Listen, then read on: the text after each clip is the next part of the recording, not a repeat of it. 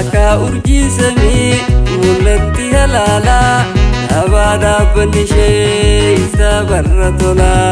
kami me kambisa ingabtu madala ajaiba natate tapdeni lala ajaiba natate tapdeni lala Aka urji sami mulatti halala abada bandishe isa barratola kami me kambisa ingabtu madala ajaiba natate tapdeni lala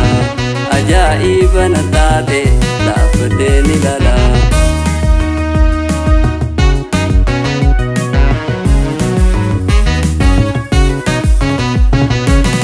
Gara ibtadabe dandahin dawadu malaikamu nama eenyuwa gabadu Tageetiin dubbise osumaan sodaadhu daawwiti fakkaatti keessatti of laalladhu garaa ibtadabe dandaheen daawwadhu maleekamoo namaa eenyuwaa gabadhu tageetiin dubbise osumaan sodaadhu daawwiti fakkaatti keessatti of laalladhu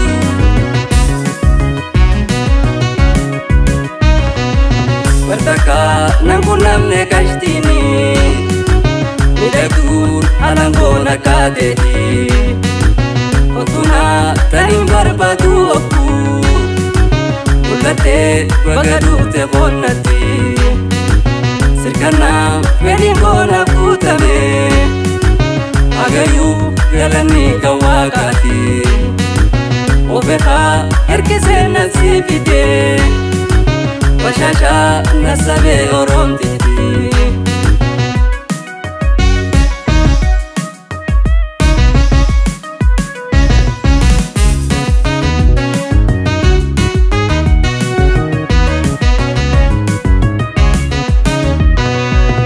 Aka urji sami mulatti halala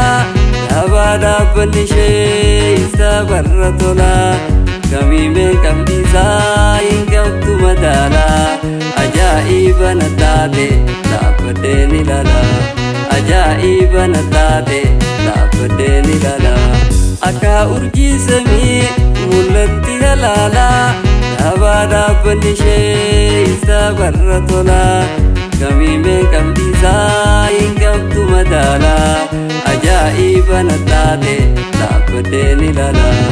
ajaiba natate tapdeni lala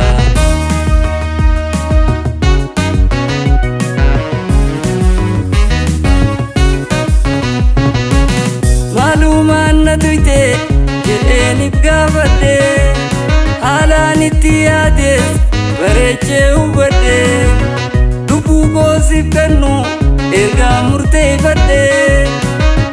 of duuban deebi'u hedduun si jaaladhe maalumaan natuite jedheenif gaafadhe haalaan itti yaades bareechee hubadhe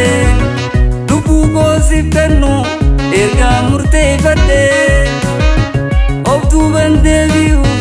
hedduun si jaaladhe Bartaka nangunamne kashtini Midagdur anangona kadeti Otuna tanim barbadu oku Ulate bagadu te bonati Sirkana medingona kutame Agayu galani kawakati Obeha herkise nasibide Washasha nasabe oromtiti